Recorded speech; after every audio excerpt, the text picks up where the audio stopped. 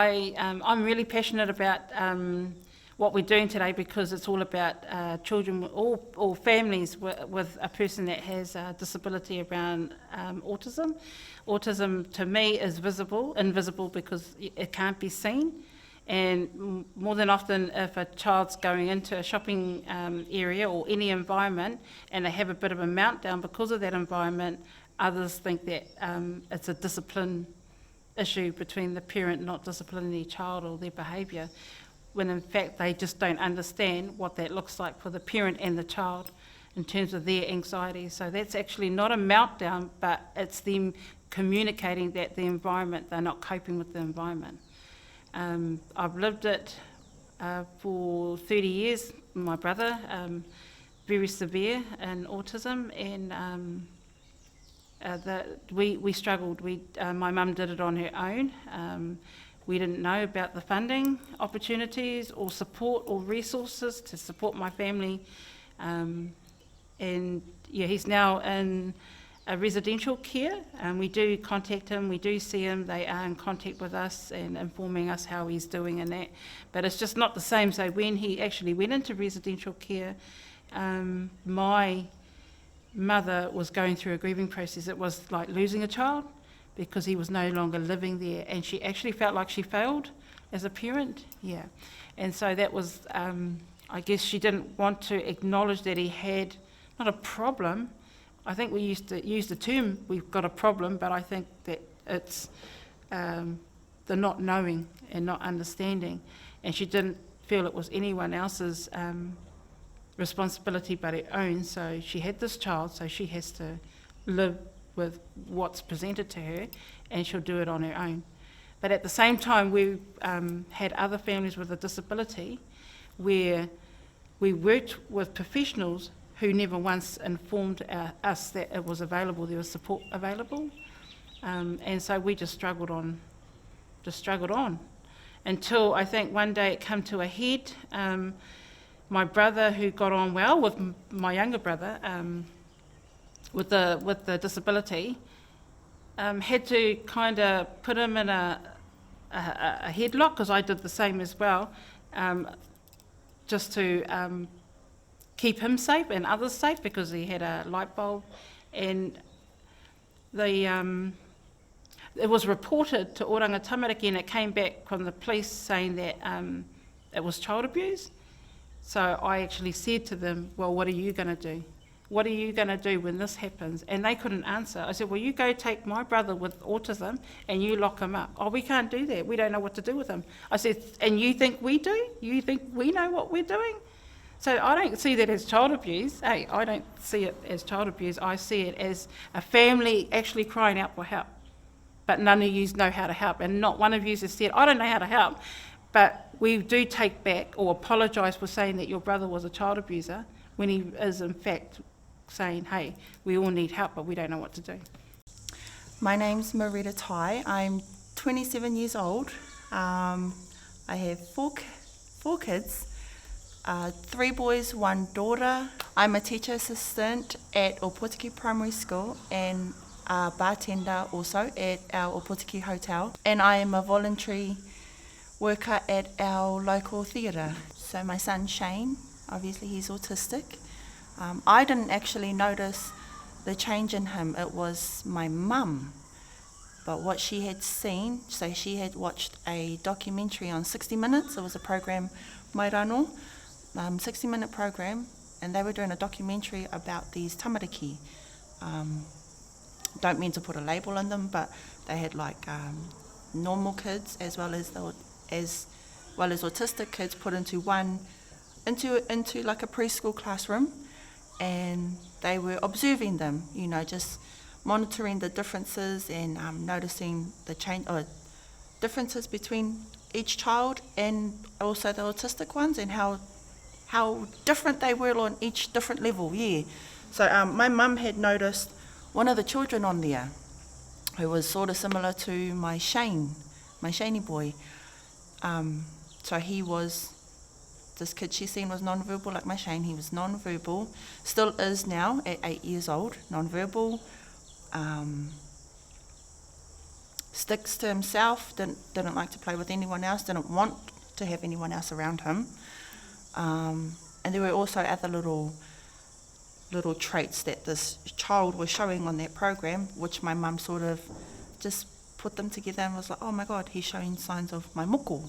So she got a hold of me, told me, baby, you need to watch this. Me, I was that mama who wouldn't put a label on my son. No, I said, that boys develop slower than girls. Anyway, so I was in denial. I was just like, no, my son is not disabled, is what I was calling it then.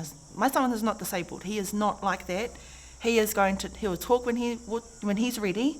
He'll talk when he's ready, and he will do what boys do when he's ready. Like, when he wants to grow, he will grow.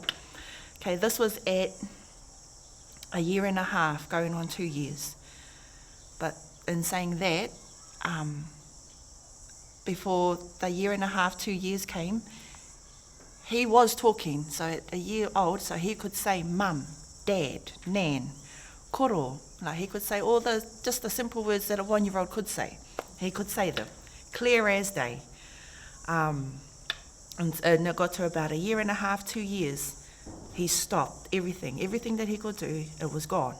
It was just like someone had stolen his voice, someone had stolen his words and left him with nothing. They just left him empty. Yeah, so after my mum had a talk to me, I thought, no, he will grow when he's ready. Anyway, that went on. I ignored every sign that I could see, because I was like, no, my son's gonna grow. I ignored it all. Then I got pregnant. So 1.5 years, I got pregnant with my daughter. And then she came when he was 2. Yeah, he had just turned 2. Then she was born. And of course, all attention went on the only girl of the family, the first born girl. And that's where else we thought his development sort of went, was like, because the attention went off him, his words, his growth went as well, because his sister came along. But then as they both started growing together, is to when I sort of started comparing them. Oh my God, my daughter can talk, she can do all of this and that, and my Shane is still non-verbal. And then I kicked myself in the ass and told myself I need to go do this for my son. I reached out to my doctor, and let her know my concerns. And from then on, she passed me on to our paediatrician, Stephen. Yeah, we were passed on to him, and so on and so forth, and here we are today. It has definitely been a very long journey. Hard, very hard. But I was that person who was always smiling, just putting everything behind. Our family, both mine and Papa's, both of them, they are all there to support us.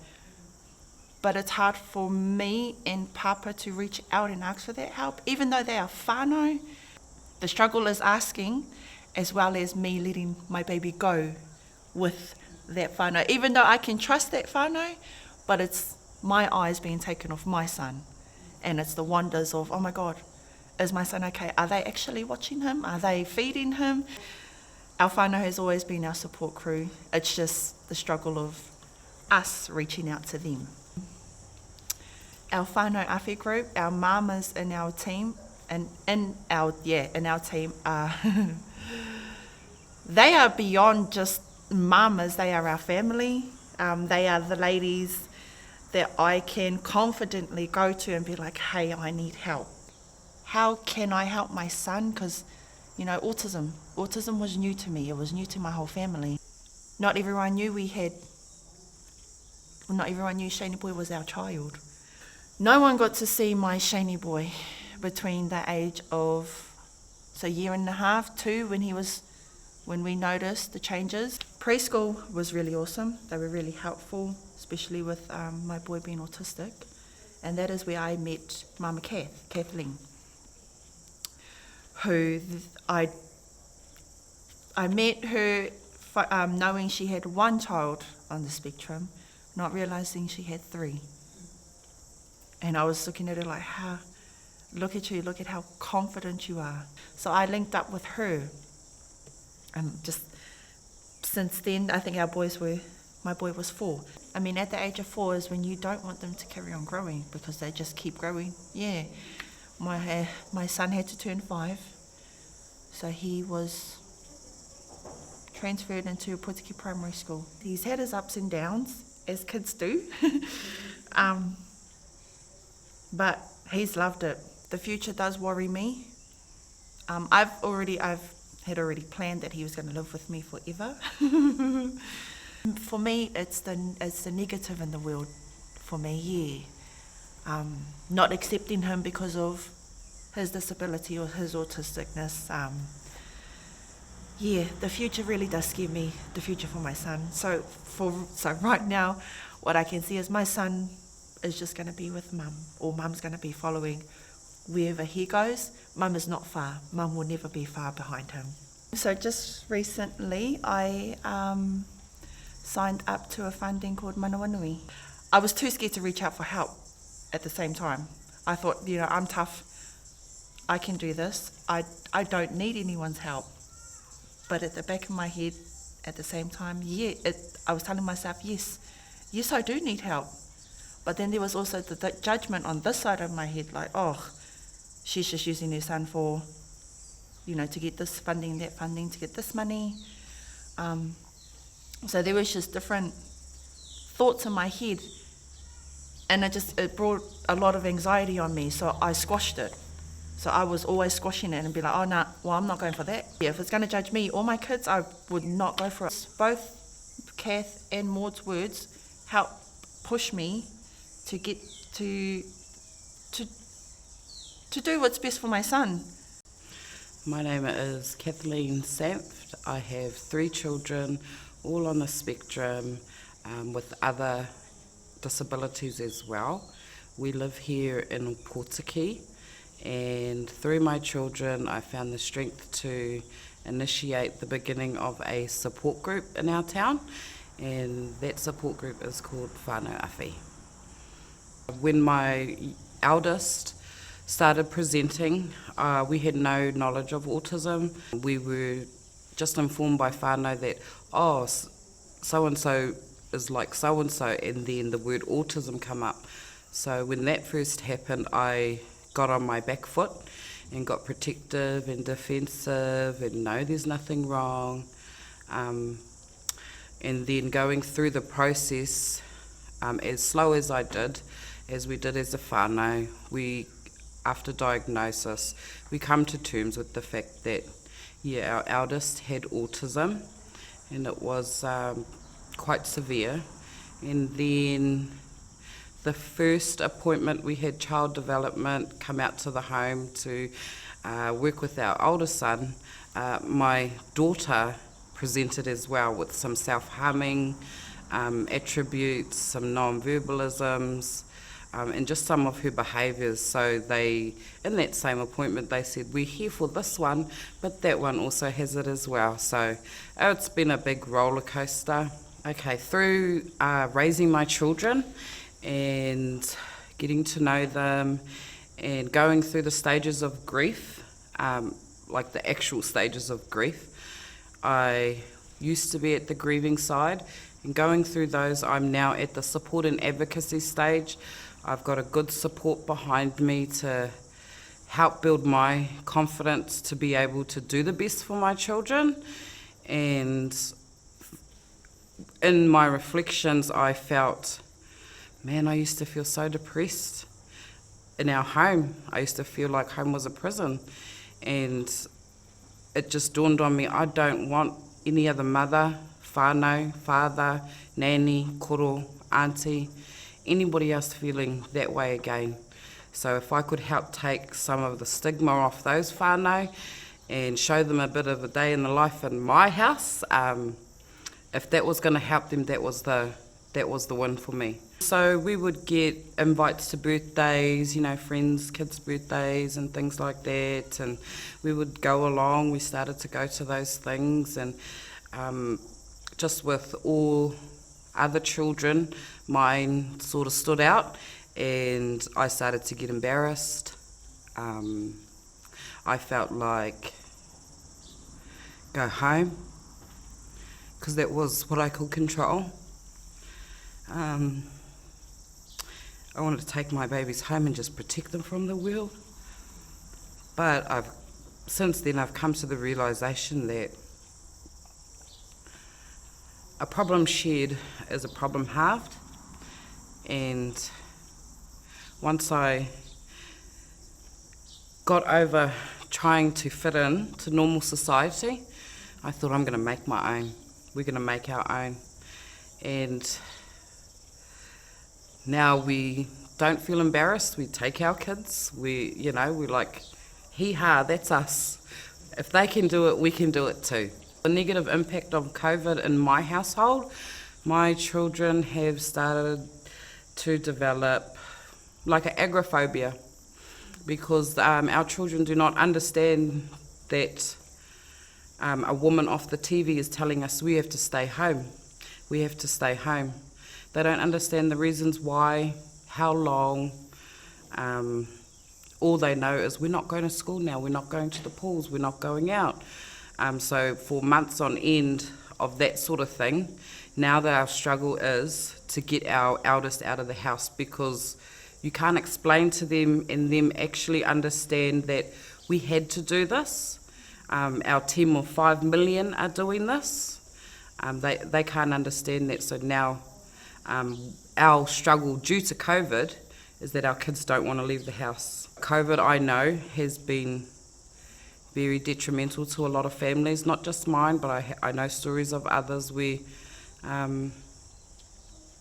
parents have ended up needed to going for a bit of psychiatric respite. My children are very, very fortunate to get individualised funding and carer support. So our future, it's just, I can't even say what it could be like, because I just leave the door open for greatness. And all I know is that where my children step, I will be there with them and supporting them. I would like my children to be contributing members of their community, whatever that looks like.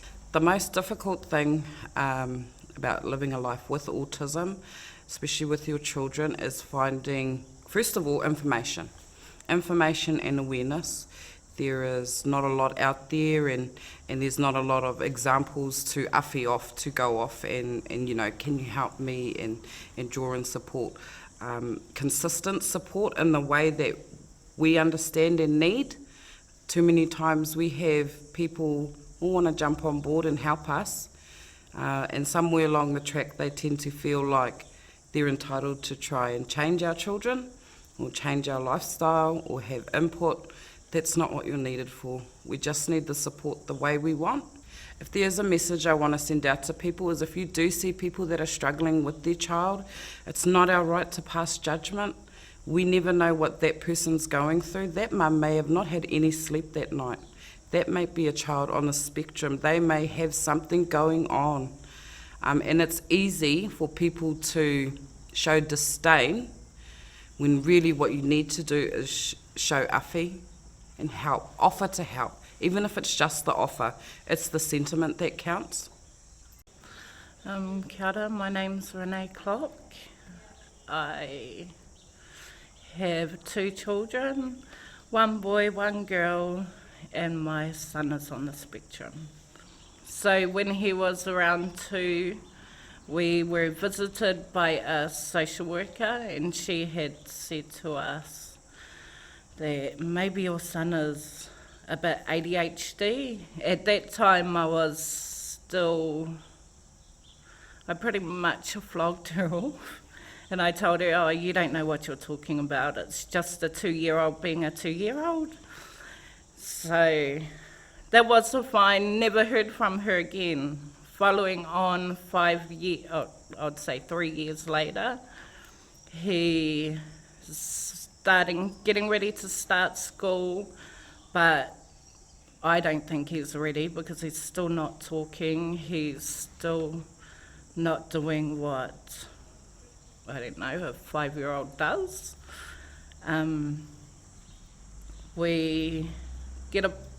So I hold him back till he's 6, and when he's 6, we sort of put him into school. He's still not talking at that stage, but hey, what are you going to do? We've got no choice but to put him in. I then get contacted by his school, and they're like, oh, do you think he might be on the spectrum? You know, there's nothing wrong with, there's nothing wrong with testing and seeing what's wrong. Well, not what's wrong with him, but trying it out. And then at this stage, I'm like growing. I've grown up from the stage where I was then. We do it, you know, because I know something's wrong. I don't want to voice it, but I know he's different. And so we go through the stages of getting his diagnosis. The process was traumatizing in the fact that when we had our, psychologist, I feel like he was blunt. And that time when you're going through the stages of your son getting diagnosed for a disability, you don't want to know that. So we were told he's actually not autistic, and due to his illness when he was a baby, that his brain damage that he had then is the cause of his autistic traits. At that stage, he's telling us that there's nothing really we can do, and it would be good if we were to start teaching him a trade, because I don't think he's going to get education, and at that stage I'm thinking, bro, times have moved on from whatever age you're at. You can learn all types of ways. After that, we sort of, I'd say, we're stuck in that place for months.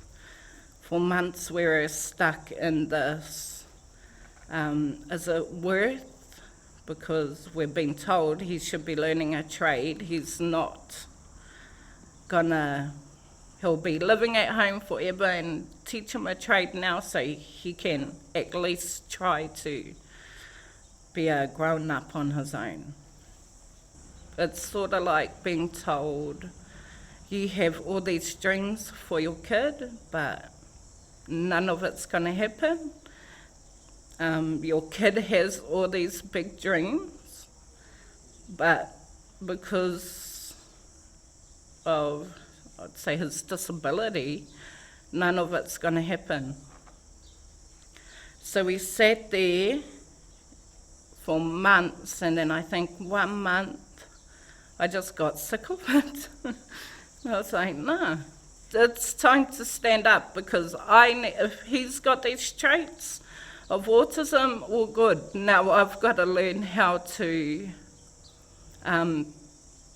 cope. I've got to be a better parent, cope with these traits, and I've got to learn and find ways to help ourselves. So I went back to my paediatrician, told him what happened, and he felt really bad for us. And so he actually suggested that we go through a different psychiatrist. Best move I feel he had ever done for us, because after that, I'd say it was smooth sailing. the paediatrician, because sometimes I'd go in and I'd say, I feel like it's my parenting. We have a lot of support, willing and able, but we only lean on to support systems. And that's not by choice, but it's because my son will only go to those people. I guess it's because he feels safe. He's getting better as he grows, but would maybe get a week out of the year where he will go off to any of these two people. Otherwise, we've got to be with him. Otherwise, it's us. I'd like to be able to stay home so I can look after him. I'd like that I could support him in whatever it is, but instead I've got to work just so I can pay our day-to-day bills, put food in the cupboard, clothe him, and I've got to do all that. And then, on top of that, I'm trying to support him with his appointments. Oh, kia ora. I'm Gypsy Gerrard. I am a mother of 4 boys, one of whom is autistic. It's been rough. On top of my cancer journey, I was very in denial. Just worried about everyone's judgment. Just hurt. I really thought I messed up, especially in my pregnancy. But now coming to terms with it, I'm actually as proud as ever. It's been so much support since coming out, and more support coming into the group that we have, Whanau Awhi. They've opened up a lot of doors, and my family have been more and more interested as our group keeps progressing. They've been more open to learning themselves. So yeah, no, a lot of support and I love it. The most difficult is the unpredictability. No matter where you are,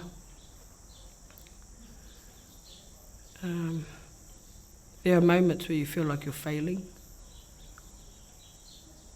I tend to fight with it still, but I just remember what I do with my group. I just got to contact my mamas, one of them's always there. I could have a meltdown.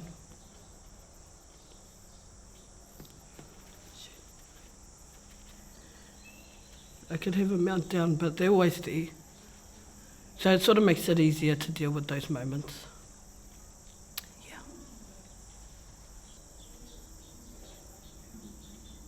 Oh, I just feel I need my girls, my family.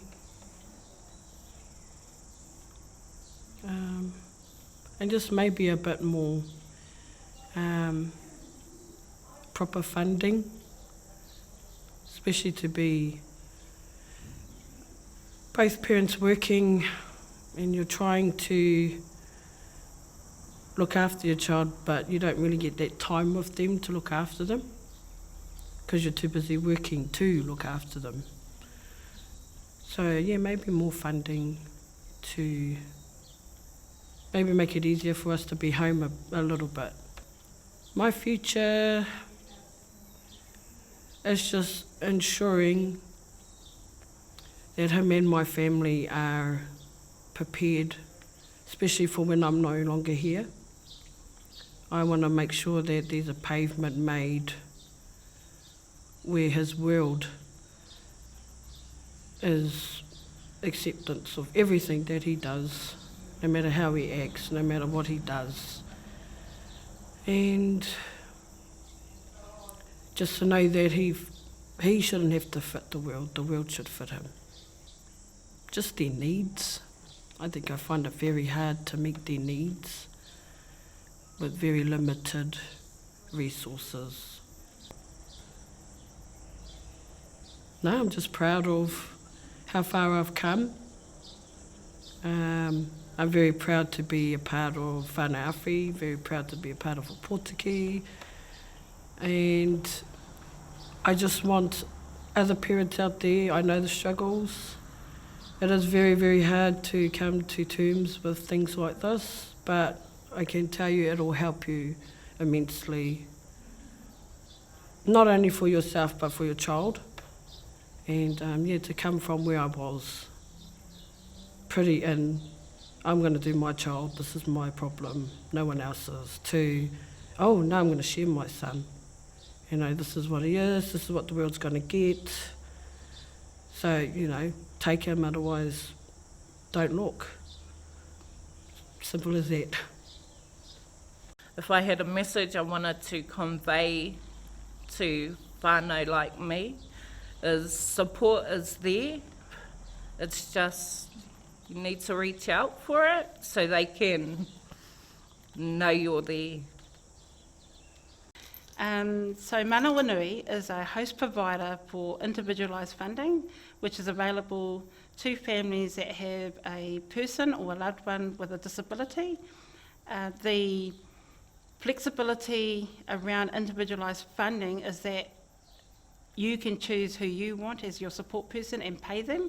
You become the employer, not another organisation for you. So you're more in charge and in control. It's a better option for a lot of our people, especially with what's happening today, the challenges with COVID and the pandemic. It's a better option, and you just get to choose who sees you naked, and it's one of the best options for our people.